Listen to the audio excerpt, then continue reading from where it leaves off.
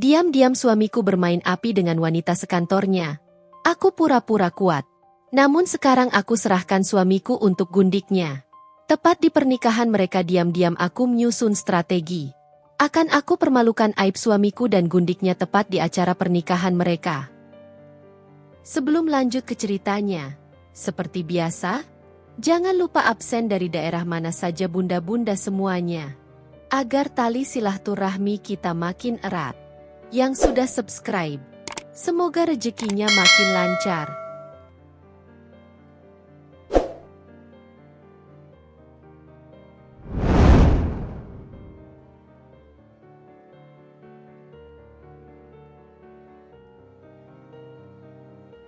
Aku, Kirana, telah menjalani pernikahan selama 5 tahun dengan suamiku, Dava.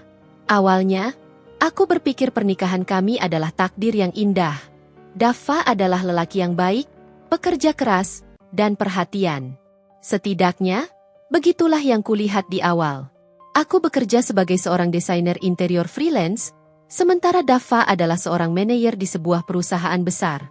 Aku tidak pernah merasa kurang dalam pernikahan kami. Meski kesibukan Dava kadang membuat kami jarang menghabiskan waktu bersama. Aku selalu berusaha memahami, berusaha menjadi istri yang baik. Sejak awal menikah, aku sudah berusaha menerima keluarga Dava.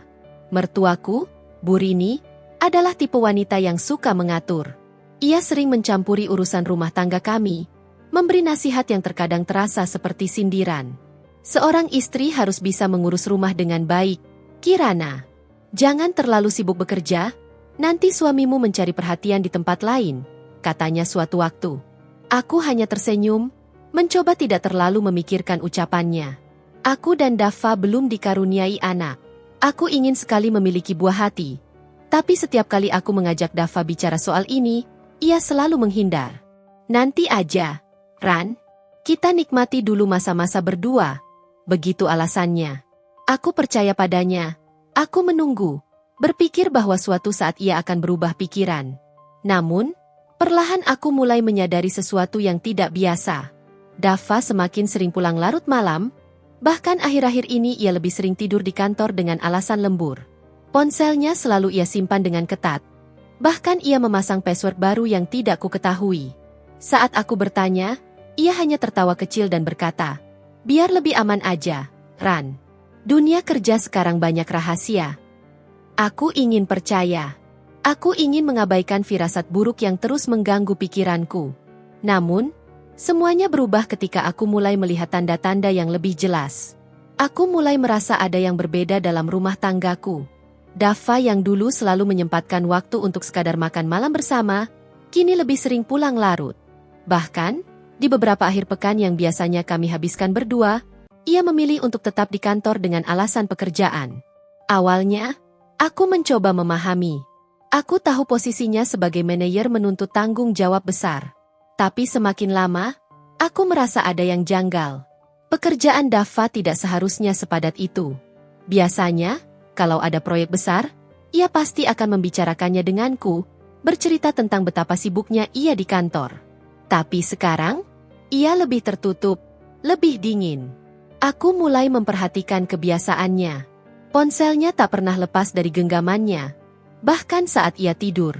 Dulu, ia sering meninggalkan ponselnya di meja atau di sofa tanpa khawatir aku melihatnya. Tapi sekarang, setiap kali ada pesan masuk, ia buru-buru mengambil ponselnya dan menjauh dariku. Pernah suatu malam, aku terbangun dan melihat cahaya dari ponselnya yang menyala. Dava tengah mengetik sesuatu dengan senyum kecil di wajahnya, ekspresi yang sudah lama tidak kulihat saat ia bersamaku. Hatiku mulai terusik. Aku mencoba mengabaikan, mencoba meyakinkan diri bahwa aku hanya terlalu berpikir buruk. Tapi semakin aku menepis firasat itu, semakin banyak keanehan yang kudapati.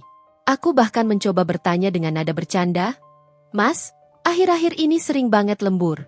Emang ada proyek besar?" Dava hanya tertawa kecil, tidak menoleh ke arahku. "Iya, Ran.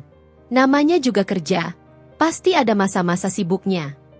Tapi kayaknya nggak biasanya, deh. Mas biasanya cerita kalau ada kerjaan gede."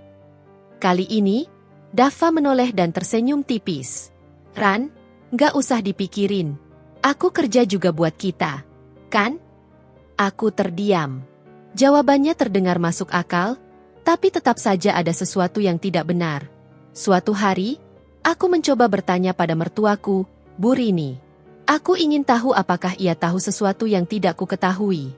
Bu, Dava akhir-akhir ini sering banget pulang malam. Katanya lembur, tapi aku heran, kok beda dari biasanya? Bu Rini menatapku dengan ekspresi yang sulit diartikan. Ya namanya laki-laki, Kirana. Kamu nggak usah terlalu curiga. Justru harusnya kamu dukung dia. Jangan malah membebani dengan pertanyaan yang nggak perlu. Aku terdiam. Ada nada aneh dalam suaranya, seolah menyembunyikan sesuatu. Dava pun semakin jarang bersamaku. Bahkan, saat di rumah, ia lebih sering menghabiskan waktu di kamarnya dengan alasan lelah. Aku merasa seperti tinggal dengan orang asing, pria yang tidur di ranjang yang sama denganku, tapi jiwanya seperti sudah pergi jauh. Aku tidak ingin berpikir buruk, tapi aku tahu, ada sesuatu yang Dava sembunyikan dariku. Bu Rini datang ke rumah tanpa pemberitahuan. Aku yang sedang duduk di ruang tamu, terkejut saat pintu terbuka begitu saja. Ia masuk dengan langkah cepat, wajahnya seperti biasa, penuh wibawa dan ketidaksabaran. Kirana. Mana Dava? Suaranya terdengar tajam. Masih di kantor, Bu? Jawabku sambil menahan diri untuk tidak bertanya lebih jauh. Selalu di kantor. Kerja apa sih sampai nggak pulang-pulang? Ia duduk di sofa dengan gerakan melepaskan tas tangannya dengan kasar. Aku menggigit bibir. Katanya banyak proyek, Bu. Halah, proyek apa? Dari dulu juga kerja begitu-begitu aja. Jangan-jangan dia cari alasan. Mataku menatap wajahnya, mencoba menangkap maksud di balik ucapannya. Memangnya ibu tahu sesuatu? Ia mendengus pelan. Kamu ini istri macam apa? Suami pergi entah kemana tiap malam, kamu cuma duduk manis, percaya aja. Aku menelan ludah. Dava itu laki-laki. Kerja keras boleh. Tapi kalau sudah aneh-aneh, kamu harus tegas. Jangan sampai dia lepas kendali. Aku diam. Sejak awal menikah, aku tahu Bu Rini tidak pernah benar-benar menyukaiku. Mungkin bukan membenciku, tapi ia selalu melihatku sebagai wanita biasa, tidak sepadan dengan anaknya. Ran, kamu ini istri. Jangan diam aja kalau suami mulai berubah. Kamu harus pinter ngontrol. Jangan terlalu lembek.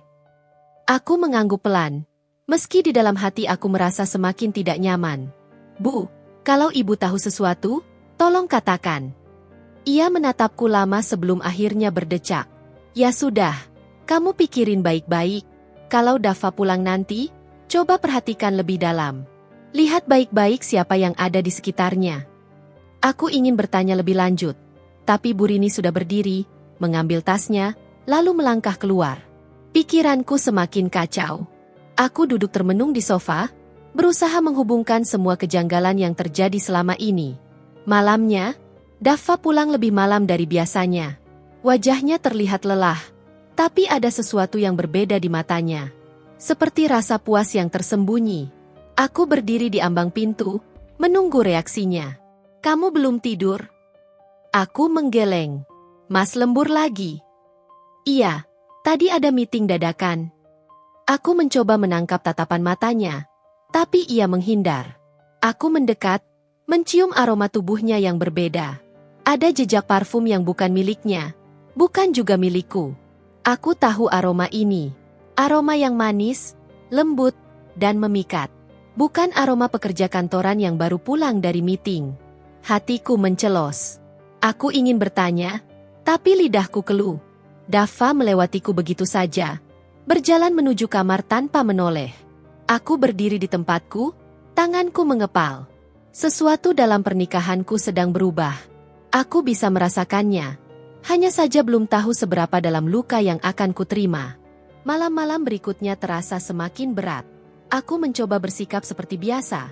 Tetap menyiapkan makan malam, tetap menunggu kepulangannya, tetap tersenyum meski hatiku sudah mulai retak. Tapi Dava semakin berubah.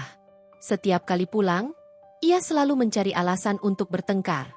Hal-hal kecil yang dulu tak pernah dipermasalahkan, kini menjadi pemicu amarahnya. Kenapa kopi ini nggak pakai gula? Aku capek. Ran. Udah kerja seharian, pulang-pulang malah dapat kopi pahit begini. Aku menatapnya pelan. Mas biasanya suka kopi pahit. Tapi sekarang enggak. Kamu tuh dengerin gak sih kalau aku ngomong? Aku terdiam. Aku tahu ini bukan tentang kopi. Aku tahu, di dalam hatinya, ada sesuatu yang ingin ia luapkan.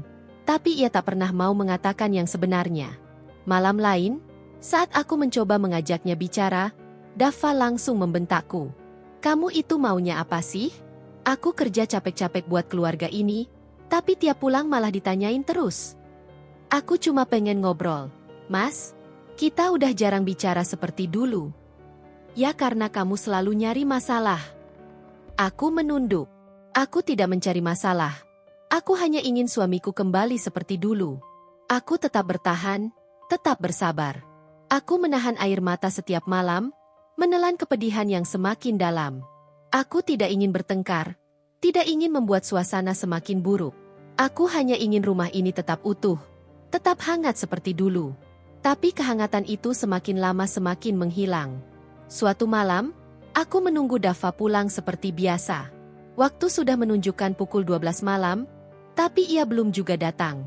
Aku mencoba menghubunginya, tapi pesanku hanya dibaca tanpa balasan. Aku duduk di ruang tamu, menatap jam di dinding yang terus berputar. Hatiku semakin sesak. Aku ingin marah, ingin bertanya, ingin menuntut penjelasan. Tapi aku tahu, bahkan jika aku menanyakannya, ia hanya akan memberikan alasan yang sama. Lembur, meeting, kerja. Aku meremas ujung baju tidurku, berusaha menenangkan diri. Aku tidak ingin menangis. Aku sudah terlalu sering menangis sendirian di rumah ini. Saat akhirnya Dava pulang, aku masih duduk di ruang tamu. Ia terkejut melihatku masih terjaga. Kenapa belum tidur? Tanyanya dengan nada kesal. Aku nunggu mas. Ia mendecak pelan. Nggak perlu. Aku bisa jaga diri. Aku menatapnya dalam-dalam. Mas, ada sesuatu yang berubah dari kita. Dava tertawa kecil. Sinis. Kamu aja yang terlalu drama. Aku menggeleng. Bukan aku yang berubah. Mas, kamu yang berubah. Ia tidak menjawab. Ia melewatiku begitu saja. Masuk ke kamar tanpa peduli pada hatiku yang sudah nyaris hancur. Aku masih duduk di tempatku, merasakan perih yang semakin menusuk. Aku tidak tahu harus bagaimana lagi. Aku sudah berusaha, sudah mencoba bertahan, sudah mencoba memahami. Tapi semua usahaku terasa sia-sia. Malam itu, aku tidak menangis. Aku hanya duduk diam, membiarkan kesedihan melingkupiku dalam sunyi. Aku tahu, pernikahan ini sedang menuju kehancuran. Aku hanya belum siap untuk mengakuinya. Pagi itu, aku masih di dapur, menyiapkan sarapan seperti biasa. Meskipun aku tahu Dava hampir tak pernah menyentuh makanan buatanku lagi. Aku tak lagi berharap ia duduk di meja makan seperti dulu, bersamaku, dengan senyum hangat yang kini terasa seperti kenangan lama yang memudar. Baru saja aku selesai menata meja, suara pintu depan terbuka. Aku menoleh dan mendapati sosok yang akhir-akhir ini sering membuat dadaku semakin sesak. Bu Rini. Ia masuk dengan langkah cepat, seakan rumah ini miliknya. Matanya menyapu sekeliling ruangan sebelum akhirnya menatapku dengan sorot yang berbeda dari terakhir kali ia datang. Ada sesuatu dalam ekspresinya yang membuatku ingin menghindar. Mana Dava? Tanyanya tanpa basa-basi.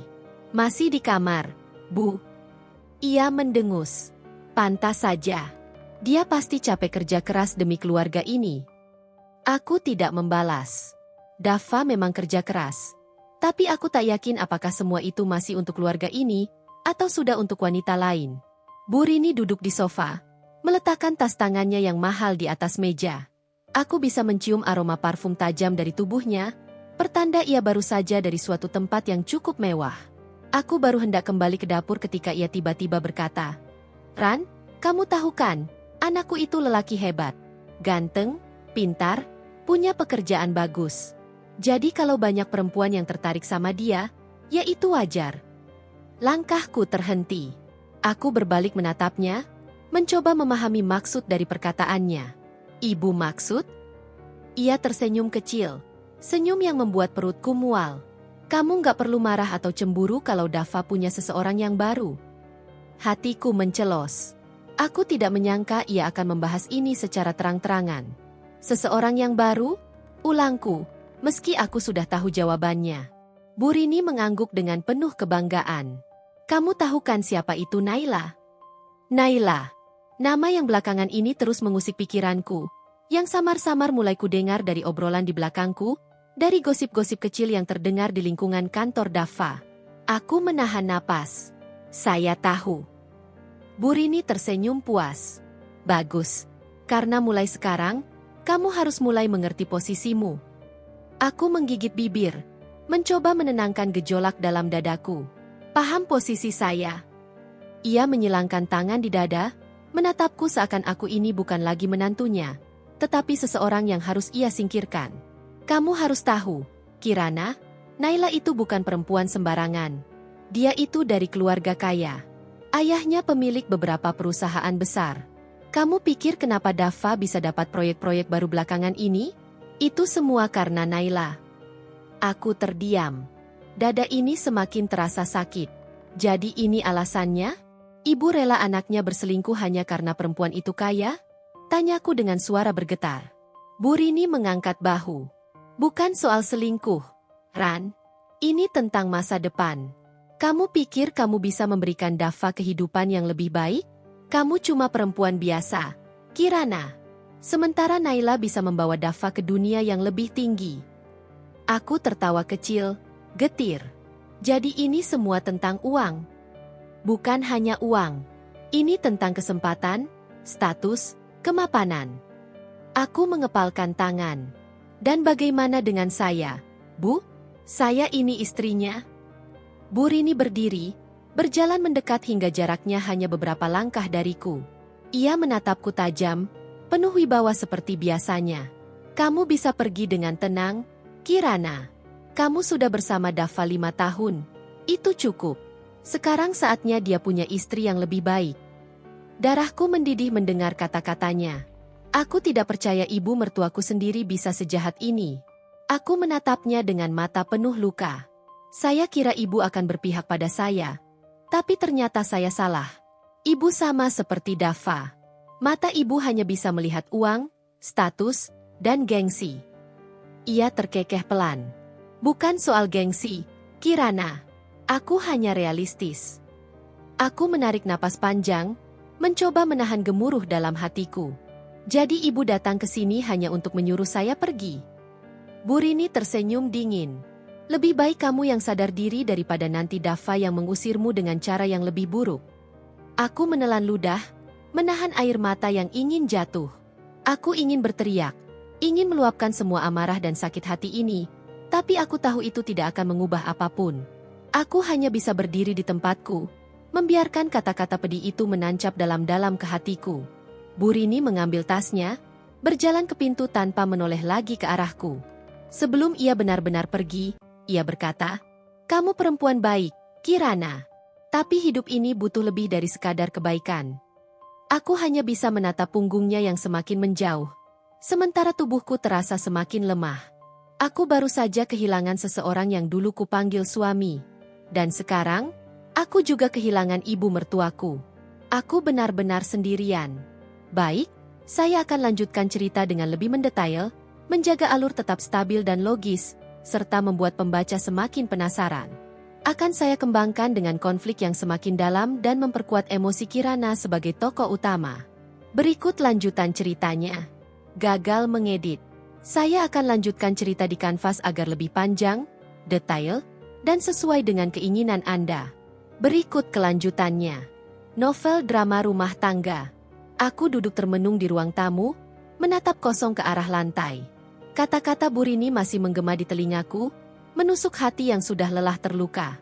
Aku menggenggam ujung gaun rumahku erat, mencoba menahan gejolak yang bergemuruh di dalam dadaku.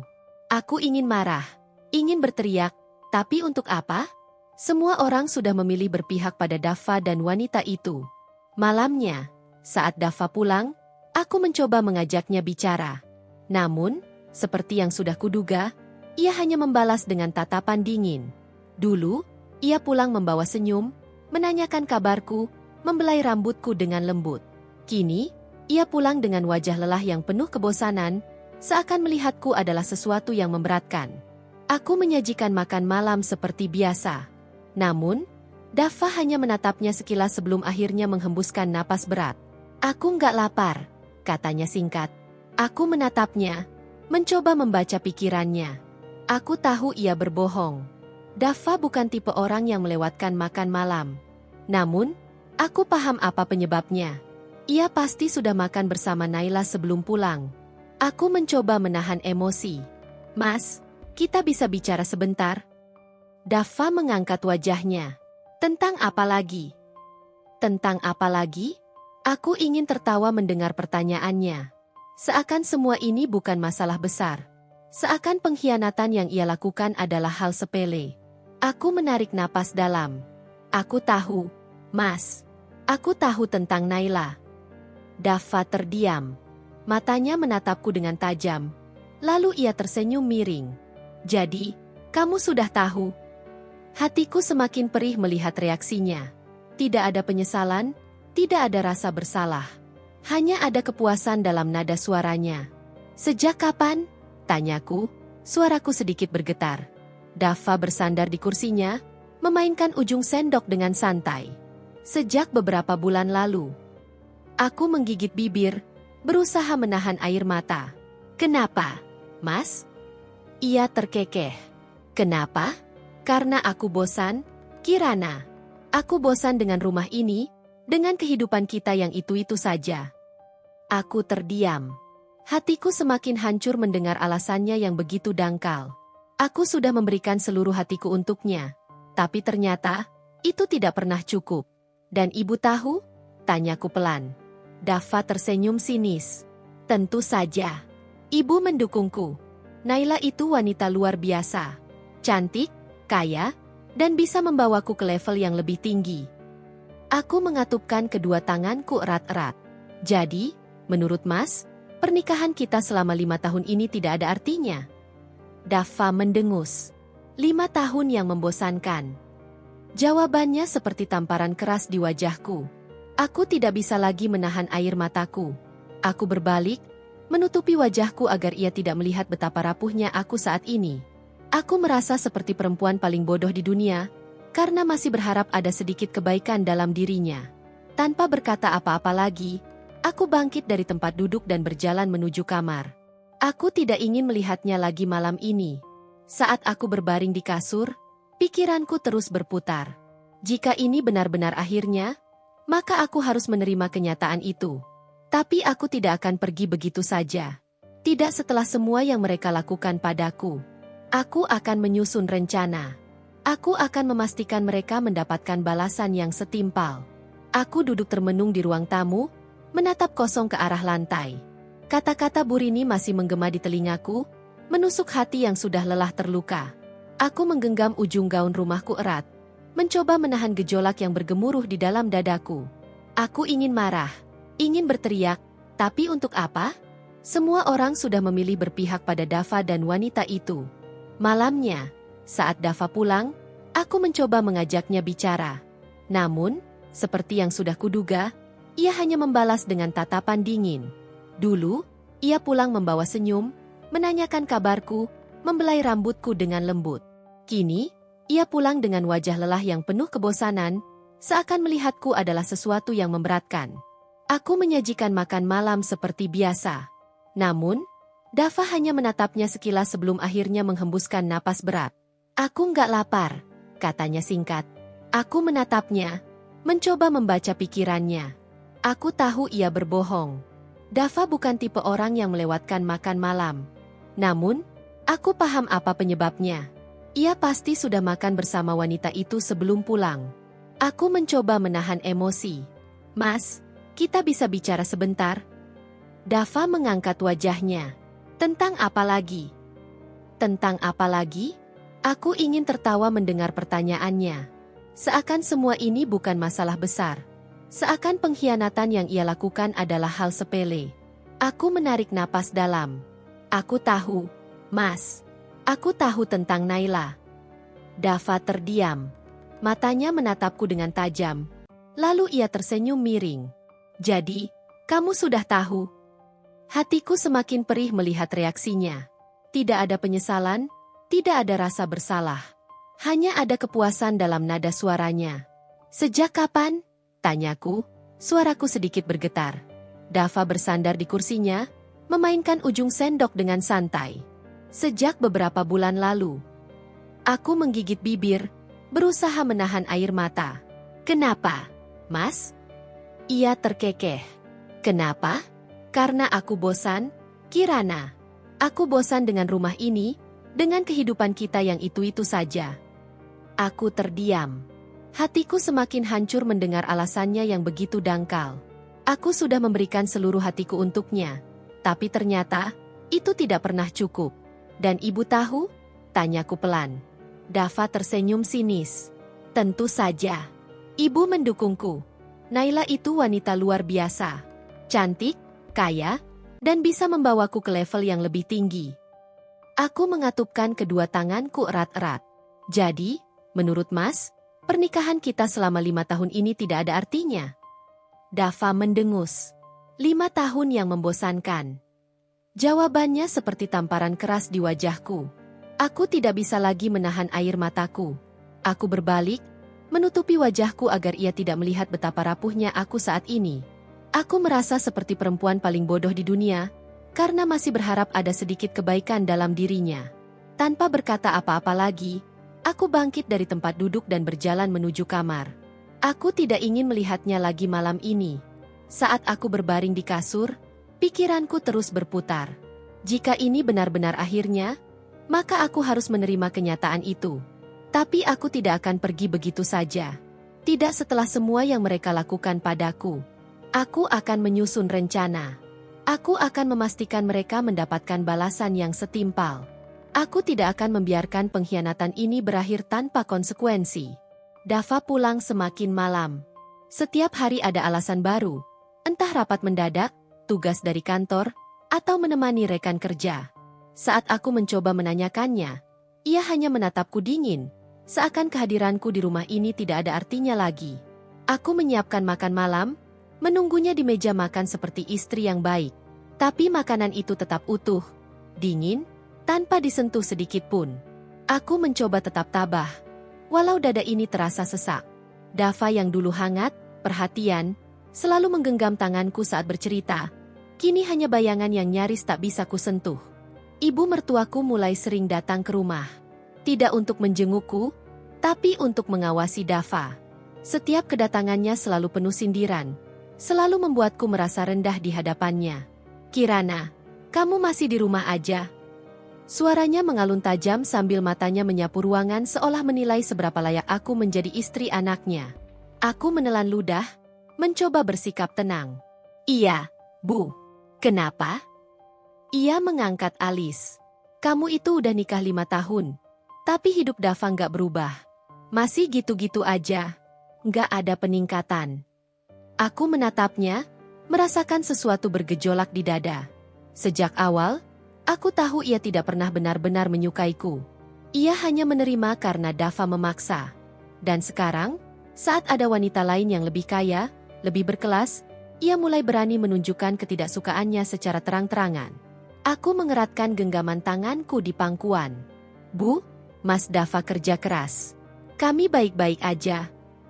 Bu Rini tertawa kecil, mencemooh. Baik-baik aja? Kirana, kamu buta ya?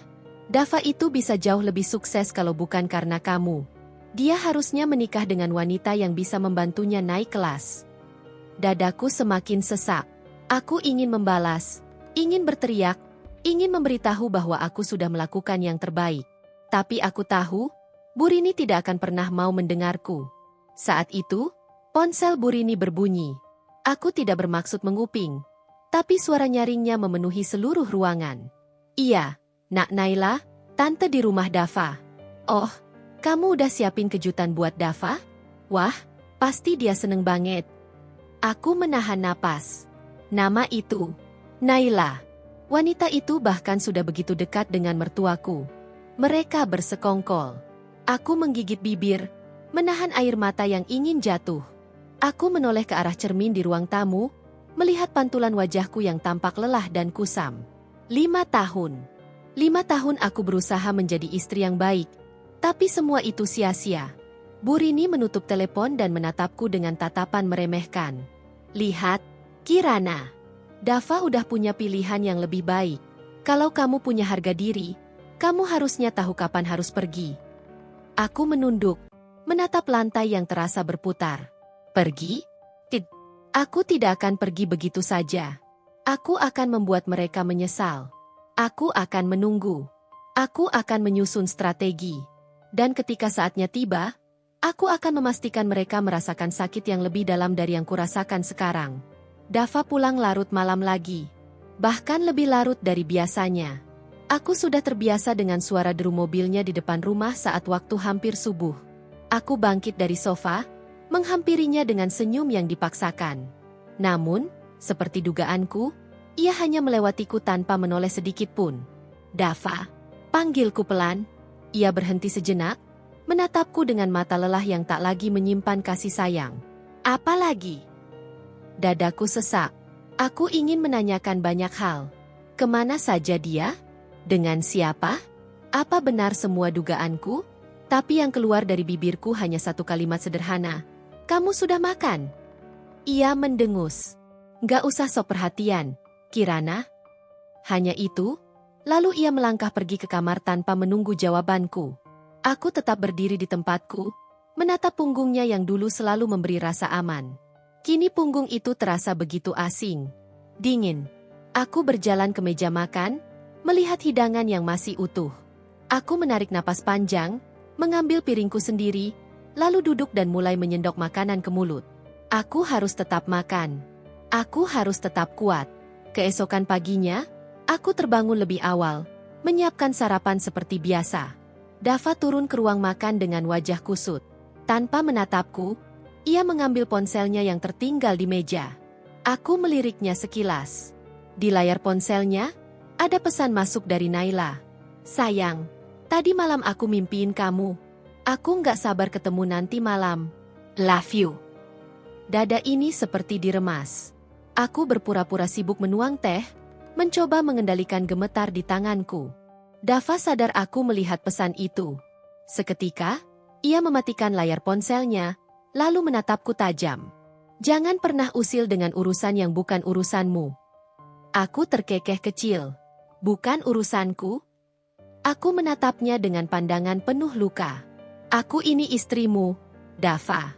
5 tahun aku menemanimu, dan sekarang kamu bilang ini bukan urusanku. Dava mendengus kesal, lalu melemparkan serbet makan ke meja. Jangan bikin pagi ini makin buruk, Kirana. Ia beranjak pergi. Aku hanya bisa menatapnya dengan perasaan yang campur aduk. Hari itu berlalu dengan lambat. Aku duduk di ruang tamu, mencoba menenangkan pikiranku. Namun, kedatangan ibu mertuaku kembali menambah beban di dada. Bu Rini datang dengan wajah penuh senyum. Bukan senyum ramah, melainkan senyum yang penuh ejekan. Ia duduk di sofa dengan anggun, menatapku dari atas ke bawah seakan menilai harga diriku. Apa kamu sudah dengar kabar baiknya? Tanyanya dengan nada penuh arti. Aku mengerutkan dahi. Kabar baik apa? Ia terkekeh pelan. Dava dan Naila akan segera bertunangan. Aku menegang. Bu Rini tersenyum semakin lebar melihat ekspresi terkejutku. Sudah saatnya Dava mendapatkan wanita yang lebih pantas untuknya. Naila itu bukan hanya cantik, tapi juga dari keluarga terpandang. Bisnis ayahnya menggurita kemana-mana. Dengan menikahi Naila, hidup Dava akan jauh lebih baik daripada terus terjebak denganmu. Aku menelan ludah, menahan gejolak di dadaku. Jadi itu alasan ibu mendukung hubungan mereka. Bu Rini mengangkat bahu seolah tak peduli. Kenapa tidak?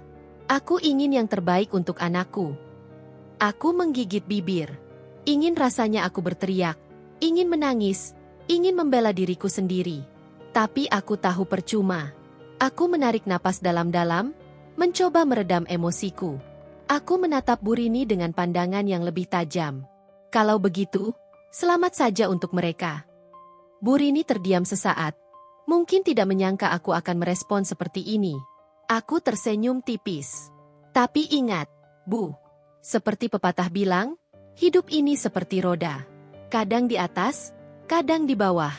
Siapa yang tahu ke depannya seperti apa? Bu Rini mendengus meremehkan. Jangan sok bijak, Kirana. Aku hanya memberimu waktu untuk menyingkir dengan baik-baik sebelum kau benar-benar dibuang oleh Dava. Ia bangkit, melangkah angkuh meninggalkan rumah. Aku terduduk di sofa, tanganku mencengkeram erat kain baju. Mereka pikir aku akan diam? Tidak. Aku akan menunggu hari itu tiba. Hari di mana mereka akan menyesali setiap perlakuan mereka padaku. Aku tidak tidur semalaman. Bayangan pesan dari Naila, kata-kata Bu Rini, dan sikap dingin Dava terus berputar di kepalaku. Hatiku sakit. Tapi aku tahu aku harus tetap berdiri. Jika aku tumbang sekarang, mereka akan menang. Keesokan paginya, aku menyiapkan sarapan seperti biasa. Namun, kali ini aku tidak berharap Dava akan duduk bersamaku. Seperti dugaanku, ia hanya turun, mengambil secangkir kopi, lalu berdiri sambil sibuk dengan ponselnya. Aku menatapnya. Aku ingin bicara. Dava menghela napas panjang, menatapku dengan kesal. Apa lagi? Aku mencoba tersenyum, meski hatiku perih. Benarkah kamu akan bertunangan dengan Naila? Ia diam sejenak, lalu tertawa kecil, sinis. Akhirnya kamu tahu juga. Aku mengangguk pelan. Jadi, selama ini kamu selingkuh dengannya? Dava meneguk kopinya santai. Kalau kamu sudah tahu jawabannya, kenapa masih bertanya? Dadaku seperti dihantam palu godam. Aku menatapnya dengan getir. 5 tahun pernikahan kita, Dava. Apa tidak ada sedikit pun yang berarti bagimu? Dava meletakkan cangkirnya dengan kasar ke meja. Dengar, Kirana. Aku lelah hidup seperti ini. Aku ingin sesuatu yang lebih. Sesuatu yang Naila bisa berikan, dan kamu tidak. Aku mengerutkan dahi. Maksudmu? Ia tertawa kecil, lalu bersandar di kursi. Kekayaan, status, masa depan cerah. Kamu pikir aku mau selamanya hidup sederhana seperti ini? Dengan Naila, aku bisa punya segalanya. Air mataku menggenang, tapi aku tidak membiarkannya jatuh. Aku tidak akan menangis di depannya. Aku menarik napas dalam-dalam. Jadi, kamu hanya menikah denganku karena... Dava memotong kasar. Karena saat itu aku tidak punya pilihan lebih baik. Tapi sekarang aku punya. Aku menatapnya tak percaya. Begitu mudahnya ia menginjak semua yang sudah kami lalui bersama. Semua perjuangan, semua tawa, semua kesulitan yang kami hadapi berdua, ternyata tak ada artinya baginya. Jadi kapan? Tanyaku lirih. Dava mengangkat alis. Kapan apa? Aku tersenyum hambar. Kapan kamu akan menceraikanku? Dava menatapku sesaat, lalu terkekeh. Aku pikir kamu akan lebih berontak. Tapi ternyata kamu cukup pintar untuk menyerah lebih awal. Aku menahan diri agar tidak melempar cangkir di depanku ke arahnya. Aku tidak menyerah. Aku hanya tidak mau mempertahankan sesuatu yang sudah mati. Dava berdiri, mengambil ponselnya. Bagus. Aku akan urus semua secepatnya. Lagi pula, kami sudah merencanakan pernikahan dalam waktu dekat. Hatiku mencelos. Ia berjalan keluar tanpa menoleh lagi. Aku duduk di kursi, menatap kosong ke depan. Dava sudah menganggapku tak ada. Aku bisa merasakan itu dari caranya berbicara. Dari caranya memandangku seolah aku hanya bayangan yang mengganggu jalannya menuju kebahagiaan barunya. Aku mengangkat cangkir kopi yang ia tinggalkan, menatap bekas bibirnya di tepinya. Aku menggenggamnya erat. Lalu dalam satu gerakan cepat, aku melemparnya ke dinding. Bunyi pecahan kaca memenuhi ruangan. Kalau dia pikir aku akan pergi dengan kepala tertunduk, dia salah besar. Aku akan tetap ada di sini. Dan di hari pernikahannya, aku akan memastikan dia menyesal telah menghancurkanku. Hari-hari berikutnya, aku hidup dalam kesunyian yang menyiksa. Dava semakin jarang pulang, dan kalaupun pulang, ia hanya masuk ke kamar tanpa sepatah kata. Aku tak lagi mencoba berbicara dengannya. Aku sudah cukup tahu bagaimana akhirnya. Namun, bukan berarti aku akan tinggal diam. Aku mulai menyusun rencana. Aku mencari tahu segalanya tentang Naila, tentang keluarganya, pekerjaannya, Bahkan gosip-gosip yang beredar di kantornya. Aku harus tahu dengan siapa aku berhadapan. Dan semakin aku menggali, semakin aku menemukan hal-hal yang menarik. Naila memang berasal dari keluarga kaya, tapi ada sesuatu yang tidak diketahui banyak orang. Ayahnya terlilit banyak hutang, dan bisnis keluarganya nyaris bangkrut. Tak banyak yang tahu karena mereka masih mempertahankan citra mewah mereka di depan umum. Sementara itu, di rumah, sikap ibu mertuaku berubah drastis. Dulu, ia selalu memperlakukanku seperti menantu yang tak cukup baik untuk putranya. Ia selalu mengeluhkan bagaimana aku tidak berasal dari keluarga kaya. Bagaimana aku hanya seorang istri biasa yang tidak bisa membanggakan suami di depan teman-temannya. Tapi sekarang, setelah tahu bahwa Naila adalah putri dari keluarga terpandang, ia mulai membela perempuan itu habis-habisan. Kirana, kau harusnya sadar diri. Kalau Dava punya kesempatan lebih baik, kenapa kau harus menghalanginya? Katanya suatu hari, dengan nada merendahkan seperti biasa. Aku menatapnya tajam. Jadi, karena Naila lebih kaya, aku harus pergi begitu saja. Ibu mertuaku mendengus. Tentu saja. Kau pikir perempuan miskin sepertimu bisa dibandingkan dengan Naila? Aku menggenggam jemariku erat di bawah meja. Jadi, menurut ibu, pernikahan hanya soal uang. Ia tertawa sinis. Jangan naif, Kirana. Uang adalah segalanya. Kau pikir Dava akan tetap bersamamu kalau kau tidak punya apa-apa? Kau pikir laki-laki sepertinya tidak ingin hidup lebih baik? Aku ingin tertawa. Aku ingin menampar wajah sombongnya. Tapi aku menahan diri. Aku hanya tersenyum tipis.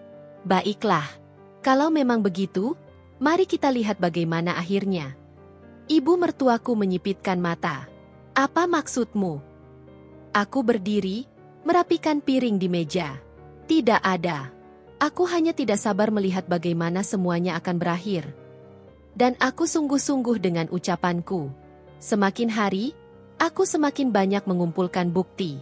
Tentang perselingkuhan Dava, tentang hubungan bisnis keluarga Naila yang bermasalah, bahkan tentang transaksi mencurigakan yang dilakukan Naila di perusahaan tempat mereka bekerja. Aku menunggu dengan sabar. Dan akhirnya, hari yang kutunggu-tunggu pun tiba.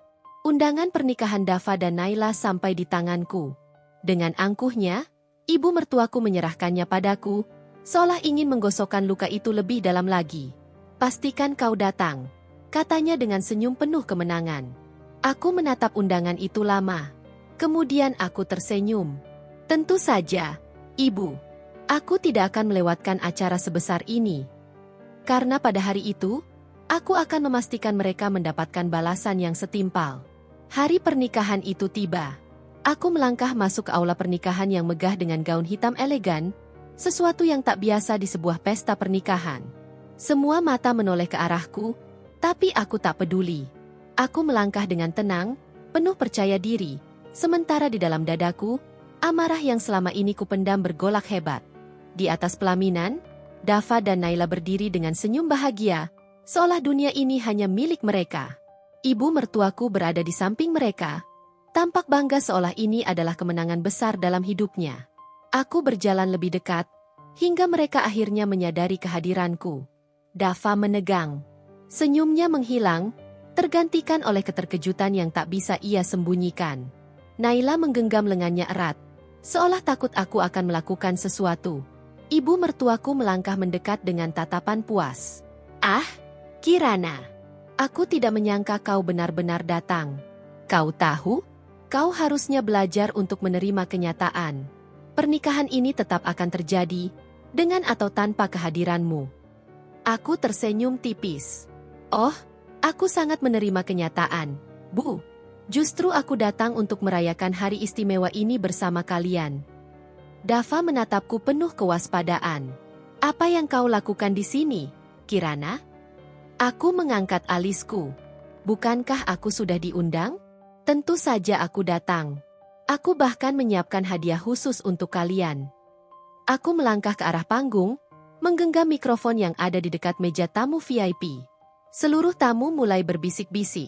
Aku bisa melihat beberapa dari mereka saling bertukar pandang, penasaran dengan apa yang akan kulakukan. Aku menatap Dava dan Naila yang kini mulai gelisah. Ladies and gentlemen, suaraku terdengar jelas di seluruh ruangan. Hari ini adalah hari yang sangat istimewa. Sebuah pernikahan yang begitu indah, penuh kebahagiaan, setidaknya di permukaan. Wajah Naila berubah pucat. Kirana, hentikan ini. Aku mengabaikannya. Dengan tenang, aku mengeluarkan sebuah tablet dari tas kecilku dan menekan sebuah tombol. Seketika, layar besar di aula menampilkan video yang sudah kusiapkan. Suara-suara memenuhi ruangan. Rekaman pesan singkat antara Dava dan Naila. Kata-kata penuh penghinaan tentang aku.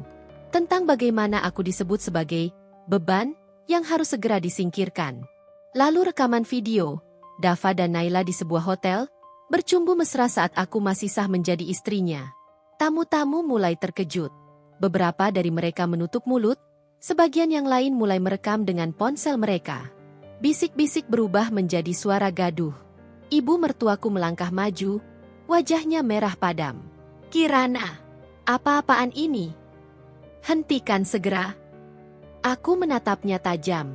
Kenapa, Bu? Bukankah ini hari bahagia? Harusnya kita berbagi kebahagiaan dengan semua orang di sini. Dava akhirnya tersadar dan berusaha merebut mikrofon dari tanganku.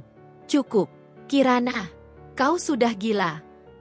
Aku mundur selangkah, menatapnya dengan tatapan penuh kebencian. Gila? Kau pikir aku akan diam saja setelah semua yang kau lakukan? 5 tahun aku menjadi istrimu, Dava. 5 tahun aku mengorbankan segalanya untukmu, hanya untuk akhirnya dikhianati seperti ini. Naila menarik lengan Dava dengan panik. Dava, lakukan sesuatu. Aku terkekeh. Oh, kau juga, Naila. Kau pikir kau bisa mencuri suami orang dan hidup bahagia selamanya? Aku menekan tombol lain di tabletku. Video berganti menjadi dokumen-dokumen yang telah kutelusuri selama ini. Bukti korupsi kecil yang dilakukan Naila di perusahaan, transaksi mencurigakan yang bisa membuatnya terseret masalah hukum. Kejutan belum selesai. Aku melangkah lebih dekat ke arah Naila dan berbisik cukup keras agar terdengar oleh tamu-tamu di sekitar. Kau pikir Dava benar-benar mencintaimu? Aku menyeringai. Kau pikir dia memilihmu karena kau lebih baik dariku? Salah besar, Naila.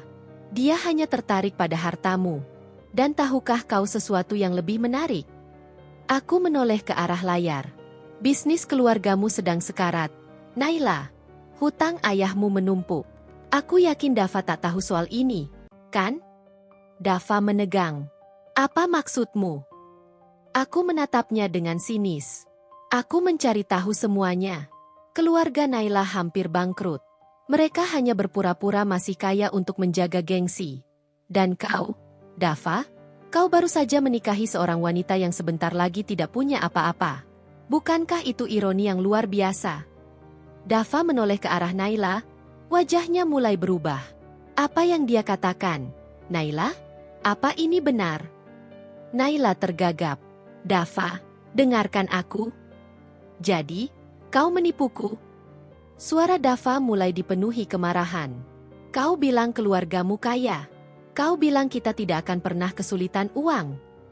Ibu mertuaku, yang sebelumnya membela Naila mati-matian, kini berbalik menatapnya dengan jijik. Jadi kau bukan siapa-siapa?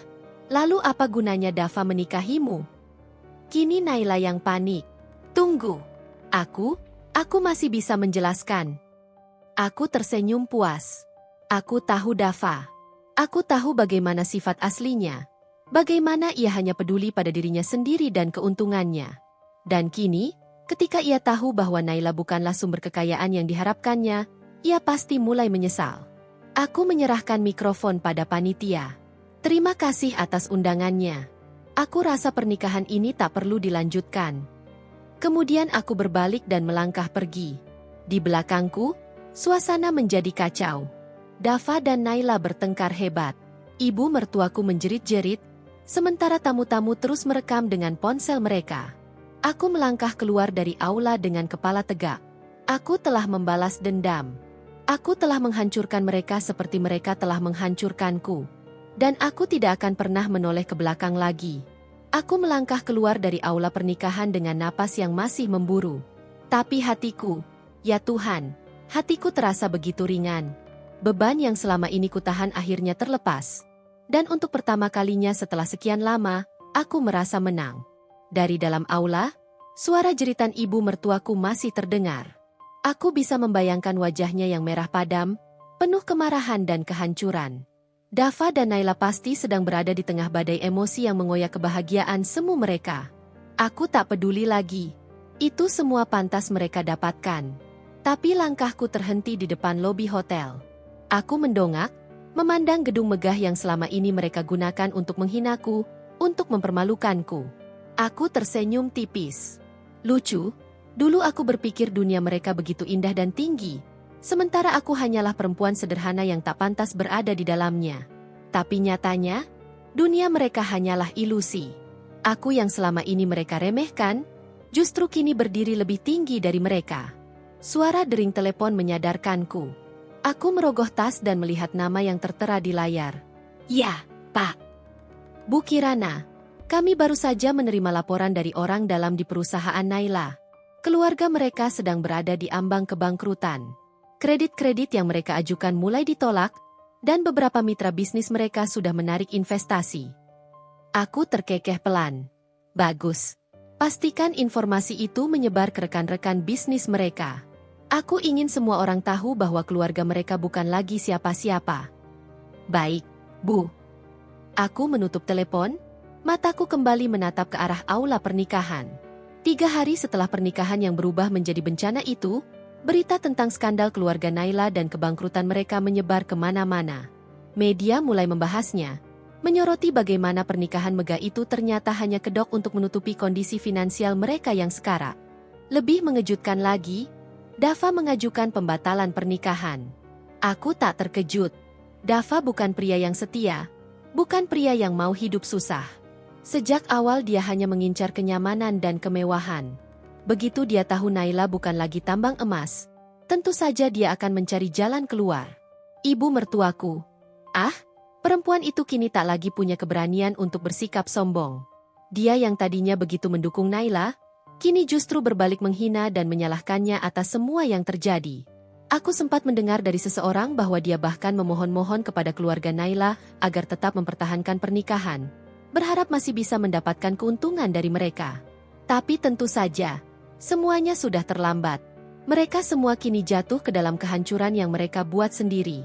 Dan aku justru semakin bersinar. Bisnisku berkembang pesat. Aku mulai sering diundang ke acara-acara bisnis bergengsi, bertemu dengan orang-orang berpengaruh. Kehidupanku kini jauh lebih baik dari sebelumnya. Namun ada satu hal yang masih belum selesai. Dava.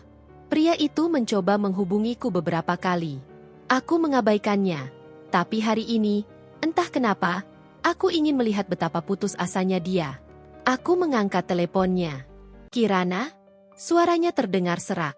Aku menyandarkan tubuh ke kursi, memainkan cincin di jariku yang dulu adalah cincin pernikahan kami. Ada apa, Dava? Dia terdiam sesaat, seolah tak tahu harus berkata apa. Lalu, dengan suara yang penuh keraguan, dia berkata, "Kita bisa bicara."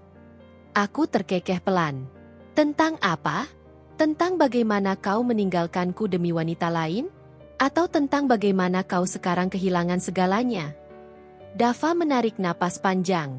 Aku menyesal. Aku tertawa. Tentu saja. Semua orang yang kehilangan sesuatu yang berharga pasti menyesal. Aku serius, Kirana. Terlambat. Aku menyeringai. Dava, dengarkan aku baik-baik. Aku bukan lagi wanita yang sama seperti dulu. Aku bukan lagi wanita yang bisa kau perlakukan seenaknya. Kau telah kehilangan aku, dan kau tak akan pernah mendapatkanku kembali. Aku bisa mendengar napasnya yang berat di seberang sana. Mungkin dia sedang menggigit bibir. Mungkin dia sedang mengepalkan tangannya. Tapi aku tak peduli. Aku menutup telepon tanpa menunggu jawabannya. Aku sudah selesai dengan masa laluku. Kini saatnya aku melangkah ke masa depan yang lebih gemilang, tanpa bayang-bayang pengkhianatan dan rasa sakit. Dan kali ini, aku yang memegang kendali. Aku pikir setelah semua ini selesai, Dava akan benar-benar menghilang dari hidupku. Tapi aku salah. 2 hari setelah aku menolaknya mentah-mentah, aku melihatnya berdiri di depan kantorku. Berpakaian berantakan, rambutnya kusut, wajahnya lebih tirus dari terakhir kali aku melihatnya. Aku terus berjalan, berpura-pura tidak melihatnya. Tapi dia justru menghampiriku, menarik pergelangan tanganku. Kirana, tolong dengarkan aku. Aku menepis tangannya dengan kasar. Jangan sentuh aku. Dava tampak putus asa. Aku tidak punya siapa-siapa lagi. Kirana. Aku kehilangan pekerjaanku, rumahku disita, ibuku bahkan menyalahkanku atas semua ini. Aku benar-benar hancur. Aku menyilangkan tangan di depan dada. Dan aku harus peduli. Kirana, aku mohon, aku butuh bantuanmu. Aku tertawa sinis. Lucu, ya? 5 tahun menikah, kau tak pernah menganggapku penting. Tapi begitu kau jatuh, kau datang padaku. Dia terdiam. Matanya meredup, rahangnya mengeras. Aku tahu aku salah. Aku menyesal. Aku menatapnya tajam. Kalau begitu, nikmati penyesalanmu. Aku melangkah pergi, meninggalkannya berdiri di sana seperti orang kehilangan arah. Ibu mertuaku tidak kalah menyedihkannya. Setelah keluarga Naila benar-benar jatuh, dia kehilangan semua privilese yang biasa dia nikmati. Dulu dia suka pamer di arisan, membanggakan menantunya yang katanya lebih pantas untuk Dava. Tapi kini, dia tak punya apapun untuk dipamerkan.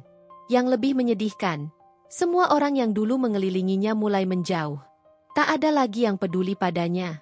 Dan entah dari mana keberaniannya, dia datang ke rumahku. Aku sedang menikmati teh di teras ketika suara nyaringnya memecah ketenangan sore. Kirana, aku tahu kau di dalam. Keluarlah. Aku mendengus. Aku bisa saja menyuruh satpam mengusirnya. Tapi aku ingin melihat betapa menyedihkannya dia sekarang. Aku berdiri, membuka pintu, dan menatapnya tanpa ekspresi. Ada apa? Ibu mertuaku tampak berbeda dari terakhir kali aku melihatnya. Pakaian mahalnya kini terlihat lusuh. Rambutnya tak lagi tertata rapi. Dia menatapku dengan sorot mata penuh kebencian. Ini semua salahmu. Kau yang menghancurkan anakku. Kau yang membuat hidupnya berantakan. Aku mengangkat alis. Salahku? Dava sendiri yang memilih jalan ini. Kau wanita jahat. Dia menunjuk wajahku. Kalau saja kau tidak balas dendam, Dava masih akan punya kehidupan yang baik. Aku terkekeh. Kehidupan yang baik? Maksudmu kehidupan di mana dia mengkhianatiku, sementara aku diam dan menerima? Ibu mertuaku terdiam. Wajahnya merah padam. Kau selalu membela anakmu, bahkan saat dia jelas-jelas salah. Lanjutku. Sekarang lihatlah, karma akhirnya datang pada kalian. Air mata mulai menggenang di matanya. Tapi aku tidak merasa kasihan sedikit pun. Kirana, ku mohon, aku tidak punya siapa-siapa lagi. Tolong bantu Dava. Bantu keluargaku. Aku menatapnya dengan dingin. Dulu kau mengusirku dari rumah itu tanpa belas kasihan. Sekarang, kau ingin aku membantumu. Dia terisak. Aku tahu aku salah. Tapi Dava tetap anakku. Aku tak bisa melihatnya hidup sengsara. Aku tersenyum tipis. Sekarang kau tahu rasanya menjadi aku. Aku menutup pintu di hadapannya, membiarkannya berdiri di sana dengan kesedihannya. Aku tidak akan lagi membiarkan mereka masuk dalam hidupku. Kali ini, aku benar-benar selesai. Dava benar-benar jatuh ke dalam jurang kehancuran. Setelah pernikahannya dengan Naila berantakan, dia kehilangan pekerjaannya, kehilangan rumah, bahkan ibunya yang selalu membelanya kini tak lagi bisa membantunya. Aku mendengar dari beberapa kenalan bahwa perusahaan tempatnya bekerja tidak hanya memecatnya, tapi juga memasukkan namanya dalam daftar hitam. Skandal yang terbongkar di hari pernikahannya membuat citranya hancur. Semua orang tahu siapa Dava sebenarnya. Pria yang mengkhianati istri setianya demi perempuan kaya yang ternyata hanya mempermainkannya. Aku tahu semua itu, tapi aku tak peduli. Aku sudah berjanji untuk tidak menoleh ke belakang lagi. Namun, Dava sepertinya belum bisa menerima kenyataan. Malam itu, aku baru saja pulang dari kantor saat aku melihat seseorang berdiri di depan rumahku. Lampu jalan menerangi sosoknya yang tampak lusuh dan berantakan. Dava. Bajunya kumal, rambutnya acak-acakan, matanya merah seolah sudah berhari-hari tak tidur. Dia tampak seperti orang yang kehilangan arah. Seseorang yang telah jatuh begitu dalam dan tak tahu bagaimana harus bangkit. Aku menghela napas. Aku ingin langsung masuk ke dalam rumah. Tapi langkah kaki Dava yang tertatih menghampiriku membuatku terhenti. Kirana. Suaranya serak, hampir seperti bisikan. Aku menatapnya tanpa ekspresi. Apa lagi? Dia menelan ludah. Suaranya bergetar. Aku tak punya siapa-siapa lagi. Aku tetap diam. Semua orang meninggalkanku. Naila, dia hanya mempermainkanku. Aku kehilangan pekerjaanku, rumahku. Ibu bahkan tak bisa berbuat apa-apa. Aku sudah berusaha mencari pekerjaan lain, tapi semuanya tertutup untukku. Aku benar-benar hancur. Kirana. Aku menatapnya tanpa belas kasihan. Dulu, aku pernah mencintainya. Aku pernah menunggu kepulangannya setiap malam, berusaha menjadi istri yang baik meskipun dia terus mengabaikanku. Aku pernah menahan tangis saat dia mulai berubah, saat dia mulai menjauh. Aku pernah berusaha sekuat tenaga untuk mempertahankan rumah tangga ini. Tapi Dava yang ada di hadapanku sekarang bukan lagi suamiku. Dia hanyalah bayangan dari seseorang yang dulu aku kenal. Kirana. Suaranya lirih, nyaris berbisik. Aku menyesal. Aku tertawa kecil. Menyesal? Aku melipat tangan di dada. Apa yang kau sesali? Dava? Kau menyesal karena telah mengkhianatiku? Atau kau menyesal karena ternyata perempuan yang kau pilih lebih buruk dariku? Dava menggeleng lemah. Aku bodoh. Aku terlalu terlena dengan kebohongan Naila. Aku buta, Kirana. Aku menatapnya tajam. Dan sekarang kau berharap aku akan menerimamu kembali? Dia terdiam, wajahnya menegang. Aku hanya ingin memperbaiki semuanya. Aku ingin menebus kesalahanku. Aku mendengus. Tidak ada yang bisa kau perbaiki, Dava. Semua sudah berakhir. Dia terisak. Sesuatu yang belum pernah kulihat darinya sebelumnya. Aku tak tahu harus kemana. Kirana, aku bahkan tak punya tempat untuk tidur malam ini. Aku merasakan sesuatu bergetar dalam hatiku, tapi aku segera menepisnya. Aku bukan lagi wanita yang lemah. Aku bukan Kirana yang dulu. Dulu, aku juga sering menunggumu pulang sendirian, kataku pelan. Dulu, aku juga menangis sendirian di rumah tanpa ada yang peduli. Tapi kau bahkan tak pernah melihatku. Jadi sekarang, hadapi sendiri akibat perbuatanmu, Dava. Aku melangkah melewatinya, membuka pintu rumahku, dan masuk tanpa menoleh ke belakang. Dava bisa menyesali segalanya, tapi itu bukan lagi urusanku. Kini, dia hanya akan merasakan sedikit dari rasa sakit yang dulu dia berikan padaku. Beberapa hari berlalu sejak Dava datang ke rumahku dengan wajah penuh penyesalan. Aku tak pernah lagi melihatnya di depan rumah, tak pernah lagi mendengar kabarnya. Aku kira dia sudah benar-benar menghilang dari hidupku. Namun, dunia ini ternyata sempit. Suatu malam, aku menghadiri sebuah acara pertemuan bisnis di Hotel Bintang 5 yang baru saja dibuka di pusat kota. Hotel yang sama tempat Dava dan Naila seharusnya melangsungkan pernikahan mereka, sebelum semua rencana hancur berantakan. Aku mengenakan gaun hitam elegan, rambutku disanggul rapi, dan aku melangkah dengan penuh percaya diri. Sudah lama aku tak menghadiri acara semacam ini, tapi malam itu, aku ingin menikmati waktuku. Aku ingin menunjukkan bahwa aku telah benar-benar melangkah maju. Sampai aku melihatnya. Dava. Dia duduk di sudut ruangan, mengenakan kemeja lusuh yang tak lagi mencerminkan kejayaannya dulu. Rambutnya lebih panjang dan tak tertata. Wajahnya pucat, matanya cekung seperti orang yang tak pernah cukup tidur. Aku bisa merasakan tatapannya menusuk ke arahku. Aku pura-pura tak melihatnya dan melanjutkan perbincanganku dengan beberapa kolega bisnis. Namun, Dava tiba-tiba berdiri dan berjalan menghampiriku. Kirana. Suaranya terdengar lelah. Aku menoleh perlahan, menatapnya tanpa ekspresi. Ada apa? Tanyaku singkat. Dia menelan ludah, tampak ragu-ragu. Bisa kita bicara sebentar? Aku mendengus. Aku sedang sibuk. Tolong, Kirana, desaknya. Hanya sebentar. Aku menarik napas panjang. Aku sudah tahu bagaimana akhir dari perbincangan ini, tapi aku ingin melihat seberapa jauh dia akan merendahkan dirinya. Kami berjalan keluar ruangan, menuju balkon yang sepi. Angin malam menyapu lembut wajahku. Sementara Dava berdiri di sampingku dengan kepala tertunduk. Aku benar-benar kehilangan segalanya, katanya lirih. Pekerjaanku, rumahku, keluargaku. Semua orang meninggalkanku. Aku hanya menatapnya dingin. Naila, dia pergi dengan pria lain. Ternyata dia hanya memanfaatkanku. Aku hanya dijadikan boneka yang bisa dia buang kapan saja. Aku bodoh. Aku hancur, Kirana. Aku menyilangkan tangan di dadaku. Lalu, apa yang kau harapkan dariku? Dia mengangkat wajahnya, matanya merah. Aku ingin meminta maaf. Aku ingin menebus semuanya. Aku tak berharap kau menerimaku kembali. Aku hanya ingin kau tahu bahwa aku benar-benar menyesal. Aku menatapnya lama. Aku bisa melihat kehancuran dalam dirinya. Pria yang dulu begitu angkuh, yang dulu menganggapku tak berharga, kini berdiri di hadapanku seperti seseorang yang kehilangan segalanya. Aku sudah memaafkanmu, Dava, kataku pelan. Tapi memaafkan bukan berarti aku akan membantumu. Kau harus menghadapi konsekuensi dari pilihanmu sendiri. Dia terdiam, bahunya merosot. Aku tak tahu harus kemana. Aku menghela napas. Aku juga pernah merasakan itu.